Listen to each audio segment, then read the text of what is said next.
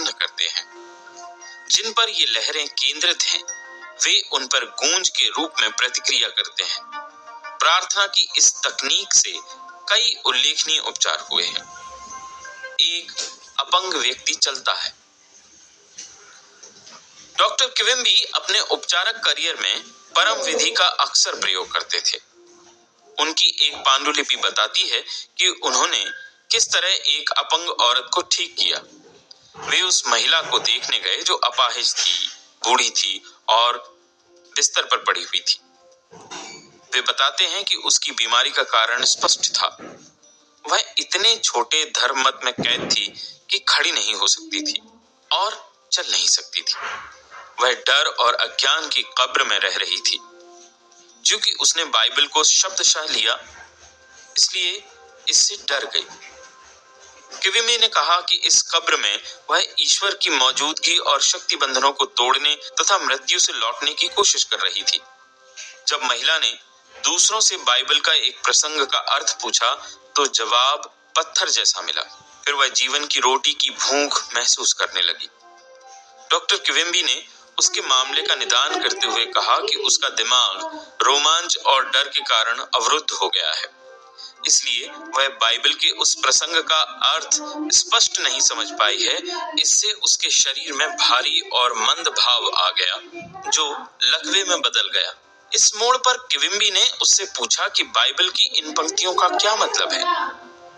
उन्होंने पूछा, थोड़े समय के लिए मैं तुम्हारे साथ हूँ और फिर मैं उस परमपिता के पास चला जाऊंगा जिसने मुझे भेजा है। तुम मुझे खोजोगे लेकिन मैं तुम्हें नहीं मिलूंगा और जहां मैं हूं वहां तुम आ नहीं सकते। John chapter 7 para 33 to 34। उसने जवाब दिया कि इसका मतलब यह है कि ईसा मसीह स्वर्ग चली गई। किविम्बी ने उसे इसका वास्तविक अर्थ समझाया। उन्होंने बताया कि उसके साथ थोड़े समय रहने का मतलब उसके लक्षणों, भावनाओं और कारणों का स्पष्टीकरण है।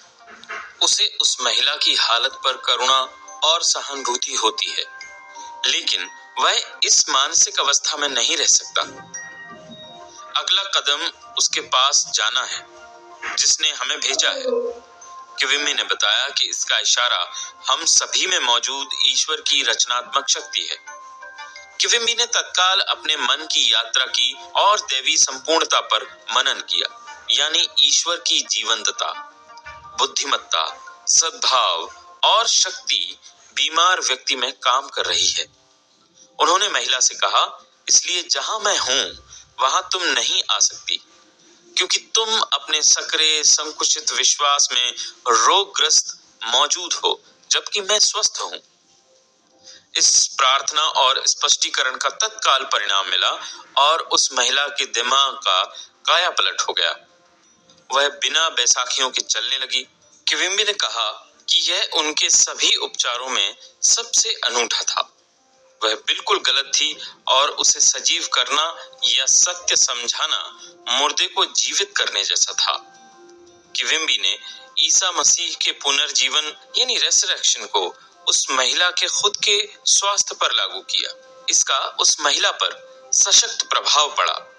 किविम्बी ने यह भी स्पष्ट किया कि उसने जो सच स्वीकार किया था वह ऐसा देवदूत या विचार था जो डर, अज्ञान और अंधविश्वास के पत्थर को लुढ़का देता था। इससे ईश्वर की उपचारक शक्ति मुक्त हुई जिसने उसे स्वस्थ कर दिया। आदेश विधि। हमारे शब्दों में शक्ति उनके पीछे की भावना और विश्वास के अनुरूप आती है। जब हमें यह एहसास होता है कि हमारे शब्दों के पीछे दुनिया को हमारे पक्ष में चलाने वाली शक्ति है, तो हमारा आत्मविश्वास बढ़ जाता है। आप इसमें और ज्यादा शक्ति जोड़ने की कोशिश नहीं करते हैं। इसमें किसी तरह का मानसिक दबाव, बल प्रयोग या मानसिक कुश्ती नहीं होनी चाहिए। एक युवती ने आदेश विधि यानी डिक्री मेथड का इस्तेमाल एक युवक पर किया जो लगातार उसे फोन करके तंग कर रहा था और डेटिंग पर चलने के लिए दबाव डाल रहा था। उससे छुटकारा पाना युवती को बहुत मुश्किल लग रहा था।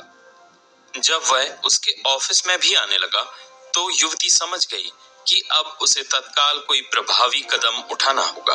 दिन में कई बार वह खुद को शांत अवस्था में लाकर बार बार यह आदेश देने लगी, मैं JR को ईश्वर के लिए मुक्त करती हूँ। वह हर समय अपनी सही जगह पर है। मैं स्वतंत्र हूँ और वह स्वतंत्र है। मैं अब आदेश देती हूँ कि मेरे शब्द असीमित मस्तिष्क में पहुंचकर इसे वास्तविक बना देंगे। ऐसा ही हो। उसने बताया कि युवक उसकी जिंदगी से तत्काल गायब हो गया। वह उस युवती को दोबारा नहीं दिखा। वह कहती है, ऐसा लगा जैसे उसे जमीन निगल गई हो। तुम किसी चीज का आदेश दोगे तो वह तुम्हारे सामने रख दी जाएगी और तुम्हारे रास्ते पर रोशनी जल जाएगी। Job chapter 22 para 28। वैज्ञानिक सच्चाई से लाभ लें। पहला, मानसिक इंजीनियर बने और अधिक व्यापक तथा महान जीवन बनाने के लिए आजमाई हुई और समय सिद्ध तकनीकों का प्रयोग करें। दूसरा, आपकी मनोकामना आपकी प्रार्थना है। इसी समय अपनी मनोकामना पूरी होने की तस्वीर बनाएं और इसकी वास्तविकता महसूस करें। आपकी मनोकामना सचमुच पूरी हो जाएगी। तीसरा, चीजों को आसान तरीके से हासिल करने की इच्छा करें, मानसिक विज्ञान की अचूक मदद से। चौथा, आप अपने मन के स्टूडियो में सोचे गए विचारों से अच्छी सेहत, सफलता और खुशी की तस्वीरें बना सकते हैं। पांचवा, वैज्ञानिक रूप से प्रयोग करते रहें जब तक कि आप खुद के सामने यह साबित न कर दें कि आपकी चेतन सोच पर आपके अवचेतन मन की असीमित बुद्धिमत्ता की हमेशा सीधी प्रतिक्रिया होती है। छठा, अपनी मनोकामना की निश्चित उपलब्धि के पूर्वानुमान में खुशी और आराम अनुभव करें। आप अपने मस्तिष्क में जो तस्वीर रखें वह उन चीजों की होनी चाहिए जिनकी उम्मीद तो हो लेकिन प्रमाण न हो।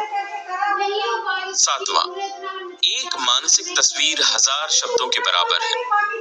आप आस्था से अपने मन में जिस तस्वीर को रखेंगे, आपका अवचेतन उसे हकीकत में बदल देगा। आठवां, प्रार्थना में किसी तरह की जबरन कोशिश या मानसिक दबाव का प्रयोग न करें। उन्नीदी निष्क्रिय अवस्था में पहुंच जाएं और इस एहसास के साथ सोने जाएं कि आपकी प्रार्थना का जवाब मिल रहा है। नौवां, याद रखें, कृतज्ञ हृदय हमेशा ब्रह्मांड की समृद्धि के करीब होता है। 10वां, सकारात्मक घोषणा करने का मतलब यह कहना है कि ऐसा ही है और विपरीत प्रमाणों के बावजूद जब आप इस मानसिक नजरिए को सच मानते हैं तो आपको प्रार्थना का जवाब मिलेगा।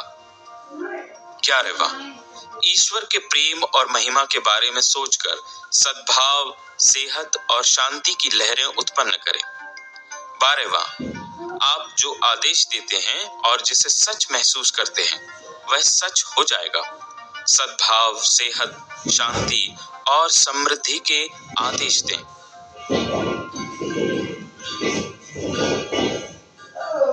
पियूष को यह बीमारी हो गई। इससे वह अपाहिज हो गया और पैरों से नहीं चल सकता था। उसे हाथों तथा घुटनों के बल चलना पड़ता था। डॉक्टरों ने इस बीमारी को लाइलाज घोषित कर दिया। एंड्रयूज को यह फैसला मंजूर नहीं था। वह प्रार्थना करने लगा। उसने अपनी सकारात्मक घोषणा तैयार की। इसे उसने कई दिनों बार बार दोहराया और मानसिक रूप से आवश्यक गुणों को ग्रहण कर लिया। मैं पूर्ण, आदर्श, सशक्त, शक्तिशाली, प्रेमपूर्ण, सामंजस्यपूर्ण और खुश हूं। सोते जागते यही प्रार्थना उसके होठों पर रहती थी। वह दूसरों के लिए भी प्रार्थना करता था और प्रेम तथा सेहत के विचार भेजता था। मानसिक नजरिया और प्रार्थना का यह तरीका कई गुना होकर उसके पास लौटा। आस्था और लगन से उसे काफी फायदा हुआ। मन में डर, क्रोध, ईर्ष्या या जलन के विचार आने पर वह तत्काल सकारात्मक घोषणा करने लगता था। उसके अवचेतन मन ने उसकी आदतन सोच की प्रकृति के अनुरूप प्रतिक्रिया की। वह सशक्त और स्वस्थ बन गया। बाइबल के इस कथन का यही अर्थ है। अपने रास्ते जाओ, तुम्हारी आस्था ने तुम्हें पूर्ण बना दिया है। Mark chapter 10 para 52। अवचेतन शक्तियों में आस्था आपका इलाज करती है। एक युवक अवचेतन मन की उपचारक शक्ति